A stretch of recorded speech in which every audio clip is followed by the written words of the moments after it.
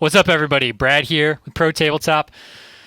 It's our first video. The website is live. This video is live. I'm here at Skillshot Studios in Atlanta, Georgia. We're going to go over a bunch of stuff about our event and just a lot of other things. So if you don't know who we are or what we're trying to do, we have a huge esports background, and we are bringing the esports world into tabletop. So you might have heard that we had a $10,000 event that was going to be announced and happening later this year. Well, guess what? It's happening, and here's the video that we're going to tell you some stuff about it. But sitting to my left is Mr. Thomas Bird. Yeah, okay, thank you. The Bird. Who are you, Thomas, for those of you who don't know you? So I'm a competitive player based out of Atlanta, so a lot of folks know me in the Southeast. I'm probably most known for our events that we run here in Atlanta, Warzone Atlanta, and my team general staff. I'm very much a Marine player these days in 8th edition. Probably my most recent claim to fame is I finished the top 7 Adepticon singles. Yes, you did. And I'm currently, for what it's worth, ITC. I'm number 1 in the Space Marines, so I know Space Marines.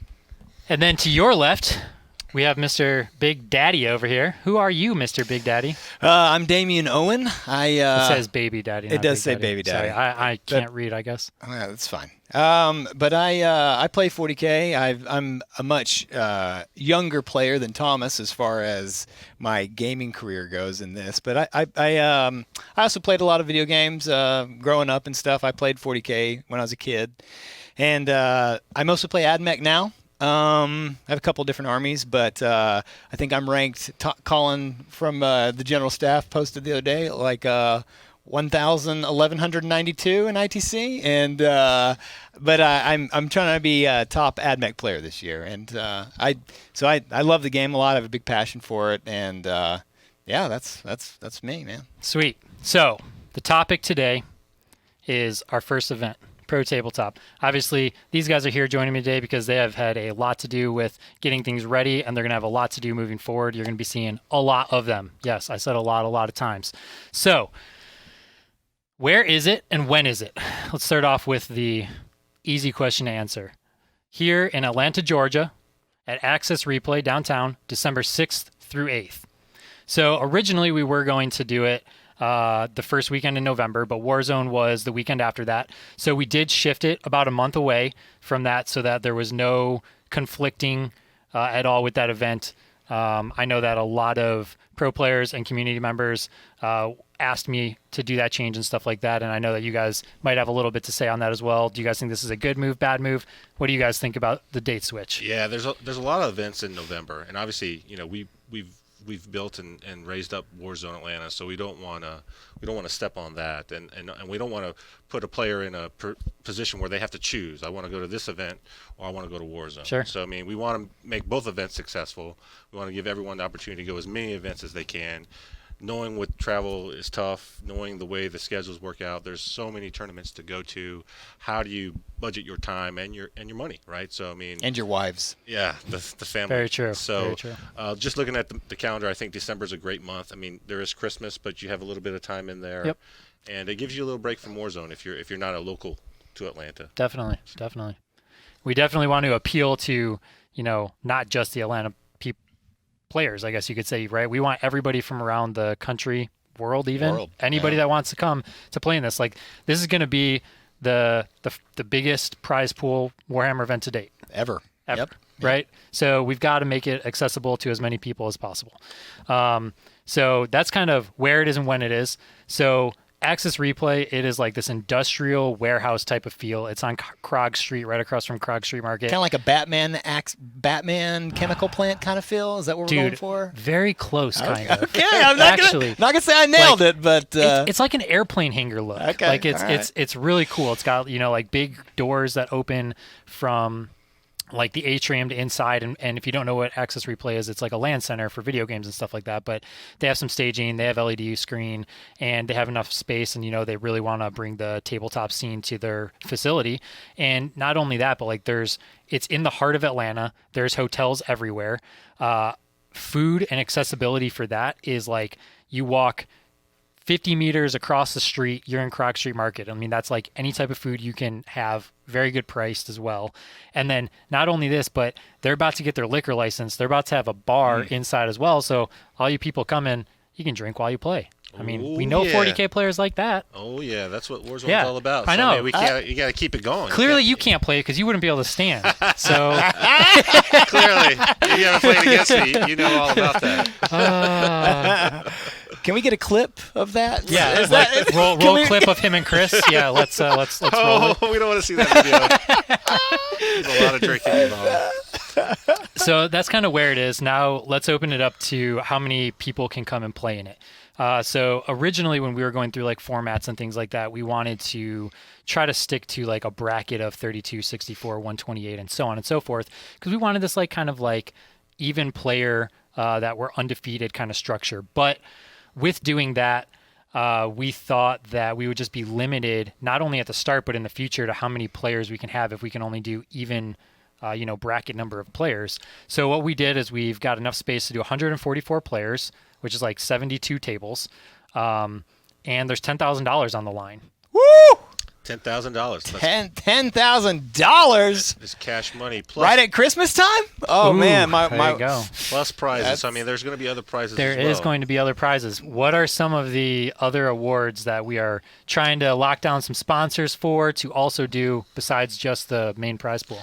Yeah, I'm sure once we get the details locked in, we'll get into some more specifics about the actual, vendors and broad. But there's going to be for sports, painting, there's going to be painting. Every Well, I think one of the most important important I think you hit on one of the most important ones is sports, right? Like we want to make sure that you guys are bringing that to the table because this is a gentleman's game at the end of the day, right? Definitely. Yeah. Money's on the line and tensions get high, but at the end of the day, we are playing a game. We are representing. We want to make sure that, and everybody was so worried about like, oh, you can't put money on the line. This isn't esports. It's not a computer-controlled environment. Well, esports has a lot of problems too, from computers crashing to glitches in the game and stuff like that. Like we've seen it, we've lived it, we know all about it. So yes, just because somebody is hand controlling it and stuff like that, we have taken a lot of measures to mitigate a lot of the variables, mitigate a lot of the player mistakes that could happen. So sportsmanship is something that we are going to value. We're going to have to come up with a great grading rubric on it because it can't just be a thumbs up or thumbs down. It's got to be more specific than that. And just to start it off, we're going to throw $500 out on the line as like that is going to be the starting thing. Plus, just for being the guy that gets all thumbs up. Exactly. Okay, nice. So, and then obviously maybe you could do like a star rubric, put little stars every time. Yeah, you put on your fridge. So it's like, how many stars can you get? How many stars can you get? I was good today. You can give like a max number of stars each match. I got my homework. I cleaned my bed.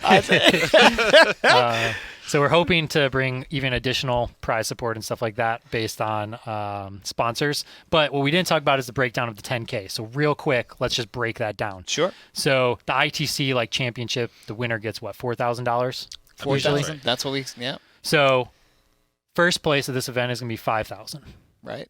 Second place is going to be $2,500. Third and fourth is going to be $800 each, and then fifth through eighth is going to be $200 each. So basically, for playing a game we love, guys. Playing a game, that's what we're talking. Playing a game that we cash money. Yeah, that's crazy, man. So, and obviously, that's just the main prize pool. All the other awards that we might come up with along the way could be on top of that. So, how do you get into the event? What does it cost? What do you get for it, and stuff like that? So is this going to be invite only, do you think, or what are you feeling? Hell no. Hell no. This is going to be open. So let's preface it like this. We're going to set aside about 16 tickets to invite players prior to them going on sale, so that we make sure that the players who like to attend every single event are very well-known players and influencers out in the scene are able to make it to our event. Like that's just something we're going to do. And then on top of that, this is going to be a very interesting discussion point right now, but the top 8 people on the ITC North American leaderboard, if people are coming from out of the country, we could take them in consideration as well, are going to then get free tickets to the event. So we want to get 8 people free tickets to the event. And the biggest thing with that is, at what point are we going to grade those top 8 people? Is it next week when tickets go on sale, or is it a week before the event where people have had more time to play through ITC and play in more tournaments and things like that.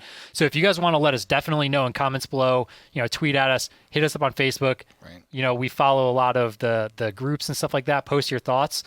This is something we want to really be community driven and determine when the people will get those invites. And I think the best way to do that is, we hold these invite spots for the people. Everybody purchases their tickets, and if it's any date past the first time that the tickets go on sale, we're just gonna have to refund the money because we want to make sure that everybody gets their tickets. Right. And then if you're playing for that free ticket, then we just hit you with a refund before you get to the event. So would you consider would you consider these guys to be? I mean, these are what we'd call the pro players, right? I mean, that's what these guys are, right? Hands down. So when we go to these events, like you'll see these guys that are these invite guys that got their tickets because of their acclimates and because of their rankings that they've done previous to that. So that's something to shoot for in the ITC, right? Like, definitely. Not only are you ranked this top guy in the whole thing, but now you're getting invited to these pro tours that we're going to have going around. Yeah. Probably all over the country. And the seating is going to come into play even more when we talk about the formats and stuff in a video later. Not right now. That's what I wanted to get at, because we're going to talk about format. I know, he's ready. He's ready. I'm excited. I mean, this is fantastic. Because seating will matter once we get into it that. will. And it will. We'll come back to that in a little bit. So what we didn't talk about is the price of the ticket and what it includes. Yep. So what is your typical price for tournaments and stuff that have no payout? You're going for prize and you're going to have fun. 150 is what we normally like. LVO, I think, is 150. Well, it depends if it's a convention or you have to buy a badge. Oh, you're right. So you're right. There's different costs. So sometimes the ticket itself for the event, $60, $65. I know Warzone, we include lunch both days, so that ticket's a little bit more. It's in the $150 range this year. I've seen, I think Adepticon is around that $60, $70 range, but then you have to buy a weekend pass and for a the badge. convention, which is another probably 40 to 60, depending on what the convention is. So 100 to 150 is your average. Pretty average. Okay. For a big, large event, yeah. So we're going to be upping it a little bit, but there's reasoning behind it. So we're going to go flat $200 for this tournament. Not only is that to help us, recoup and cover for the prize pool, because we are putting $10,000 on the line, but we also are going to be giving a lot of merchandise and gear for you guys to use at the event and in the future. So things that are going to be included within the $200 is going to be custom objective markers. We're using big 7.5 inch mouse pad style objective markers. Yep. So right now you got that way more you like know you're within 3 inches. You know exactly where you are. No questions about it. And that's what we're going towards is we want everything to be very streamlined. So there's no what ifs. Or am I or are I not, right? You are or you are not. Exactly. So you're going to get some objective markers. You're going to get some dice. We're looking at 8 dice per person. Cool. How big are those dice? Do you know? Like the bigger 16 ones? mil? Yeah, I don't know what the mils are. Yeah.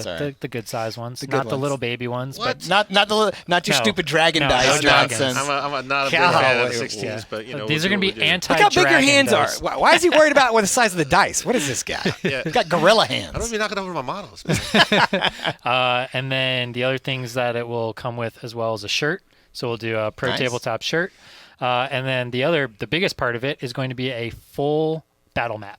Wait, what do you mean when you say full battle mat? A 4 foot by 6 foot pro tabletop battle mat. This is like the mouse pad kind of. Hell yeah. You get the mouse. You get a mat too? Yes. Dude, we're talking now you're talking upwards that's about. And I'm terrible with numbers because I don't know why I play this game, but we're talking $150 worth of gear. Pretty much. You're getting a mat. You're getting objectives, fancy objectives. You're getting dice, A shirt. and a T-shirt. Yeah. Dude. And who knows what else sponsors as we lock them in are going to throw into that as well. So it could go even up more than that, right? Wow. That's just what we're starting with.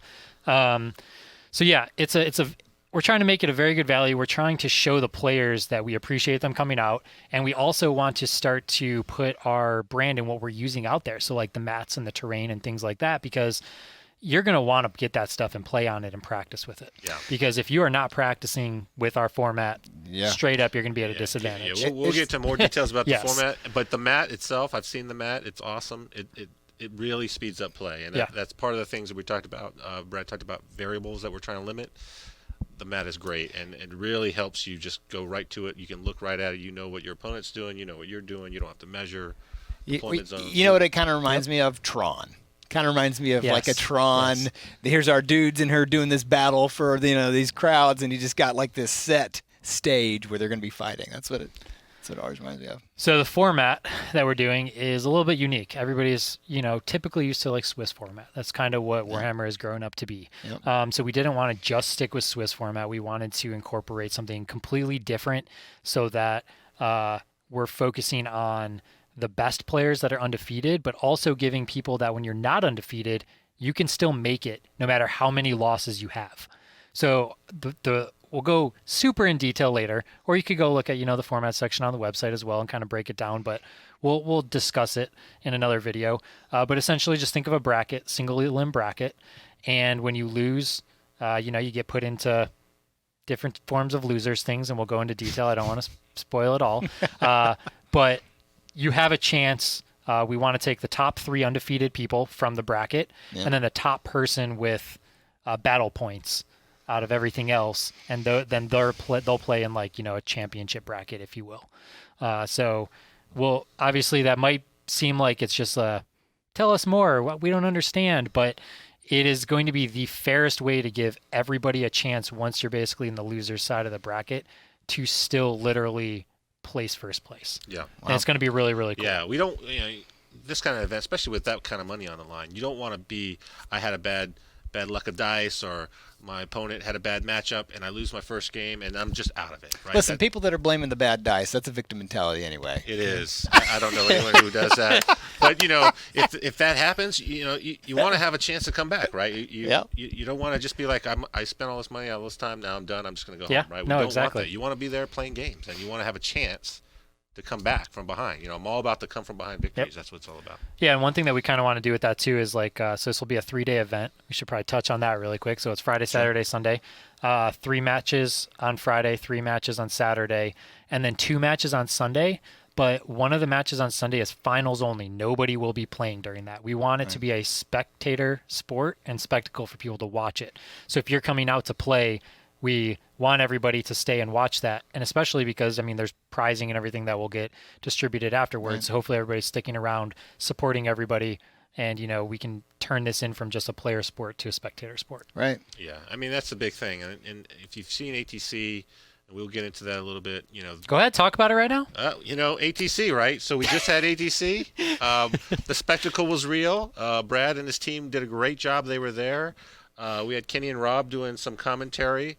I think, as the first foray, that was really kind of, I wouldn't say last minute, but it was the format was a little bit, untested. Yeah, it definitely was. And we were doing some things on the fly, and I thought it went off fantastically. But I think it was a lot of fun. There's always room to grow. I mean, the table where they were showing us like. Yeah, you got to be on stream. Oh yeah, Damien was actually one of the top teams on stream. I did. Going into game 5, my team was undefeated. Then we're not undefeated. But we had a great time, and the streaming was cool, man. There was a nice setup. I don't know if are we allowed to talk about the setup? About it. So they had these little iPads where you could just touch where you were, like, give your time and stuff. That was super cool. They had all your secondaries on there, so you just touch it real quick if you got your secondary, didn't get your secondary. And man, it was just a lot of fun. It was just a lot of fun sitting across it. Made it very exciting as a player, right? Where you're just getting to sit across from your opponent. And you got all these cameras everywhere and stuff. It's like, well, am I playing 40k? Like, what's going on here? So that was pretty cool. I enjoyed that a lot. That was definitely hyped up me as a learning player, I guess you'd call me. You're not a learning player, dude. You're undefeated round 5 at ATC. Come on now, look at this guy. And like to me, right? That was a good start. Obviously, it was different having 5 tables versus 1 from when we did like our 1 or 2 little practices before that. So it was a lot of learning, and overall, I think on the Warhammer side of things, everybody's like, "Oh, it's fantastic." Well, from our side of things, me and the guys behind the cameras right now, it was like a 4 out of 10 of what we're gonna do. Woo! That's so crazy. Because that's insane. We're just gonna go like we're not used to that kind of level of technology and production. So you think it's only a 4 out of 10? Yeah. It's really setting the bar. Well, when you got to go back and see the actual stream, I don't know if you. I went back and watched it, and it was. I mean, it looked like a ESPN channel thing going on with the zooming of the to the different maps and like the scoreboard. It was, and then you get to see the chat of all the people on talking about. So that was cool to see the interaction between, where the commentators really could interact with what the people are saying to ask questions to the actual players. I mean, there's a lot of room where there could have definitely amazing growth. There definitely is. So we touched a little bit on the board and the terrain, but so let's just talk real quick. The standardization of boards and terrain. Yep. So the biggest thing when you go to all these events and what you kind of see is every board has different terrain. Yeah. Right.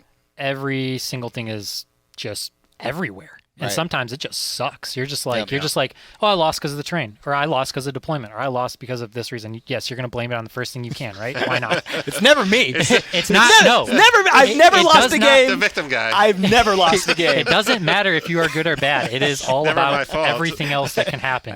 That is it. So, what we want to do, because when there is money on the line, we want everything to be as fair as possible. Standardized. Yes. Yes. So, a board that has built-in deployment markers on it, Right. built-in objective markers That's on right. it, Yep. built-in one-by-one grid, so you can easily see, hey, you just moved 8 grids when that guy only moved 6. Right.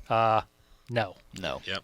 And that's you, easy for you could see it, and everyone on the camera could see and it. Exactly. that's easy for a judge to even spot if he's Exactly. passing by the table. He's like, just happens to see somebody move. Yep. He's like, whoa, that's not That's not right. You don't want to have where the train gets bumped and now it's out of place. Oh yeah, or- we got terrain markers on there as well. So on the corner of where every single piece of terrain will be. So if the train gets moved, if you have to pick it up for some reason to roll dice and put it back, you know exactly where it's going. It's Right. never going to be It's great. a right or wrong or questioning anything. Yeah, we did some play testing on the train, and we'll did. talk a little bit more about the train in depth on another video. But the biggest thing is no confusion about what this piece of train is, what the rules for that piece of train is. No, this window or that window is open and Because there's no windows. yeah, exactly. Line of sight block this, and I can see over here or not. I mean, we want to make it as clear and concise and it is easy for both players so that there's no contention, right? Because we know money's on the line. Exactly. We got to take all those kind of variables out of the game. Yeah, and it might not be, the prettiest Games Workshop classic terrain. It is all laser cut MDF, which allows us to have the precision of every single piece being exactly the same. Yeah. And it allows us to say, hey, there's no question if I can see you or you can see me. Like, you are going to clearly know what it is. You're going to know that is a hill, or that is a ruin, or that is a forest, or that is a crater. Yep. Hint, hint, those are the pieces of terrain. And once you get to it, we'll get to the video and we'll detail all the terrain. You'll be able to see that. You'll be able to practice for that. And you'll be able to know going into a matchup, this is how each table is going to be. So there's no question. There's no surprises. There's no, I didn't know I was going to have terrain there. So, Yeah. I also think this is pretty cool too, because it allows us to, since you're part of the prize is getting everybody's going to get a mat, right? So now the most important thing, because everything is 6 inches apart on everything, so you get to go home with your buddies. Another spoiler alert. Did I say that? Whoops. 6 or 12, whatever it is. That was an example. That was, come on, guys. But yeah, you'll have that to take home. You'll So have then that- you'll practice. You get and to you'll practice know. with your friends, so that way if you come back next year and as the tournament grows and gets bigger, we as players can be more prepared for like, this is where my army functions, turn 2, turn 3, turn 4. Like, now that's what I really like about it, which then speeds up the time for each Exactly. game. Yeah. Exactly. Yeah. So that about wraps it for this, I think. I think so. There's a lot of missing components and stuff like that. A lot of details. I'm sure there's going to be a lot of questions, comments So going crazy. definitely go to the website, protabletop.com. Yep. Check out the details, because a lot of the details are there. You just still might have questions about them, and obviously we want to answer those and talk through them. So throughout the next coming weeks, we're going to be releasing videos. Make sure to hit us up on Facebook, hit us up on Twitter, hit us up wherever you want. I have no idea what our social is. I'll put some type of graphic on screen, maybe that'll show it. But I mean, it's Thomas. I'm sure you could find him with his little baby face Han Solo picture and things like that. But That's right. that does it here, and we'll see you next time. All right, see Thanks, you later. guys. Bye. Woo!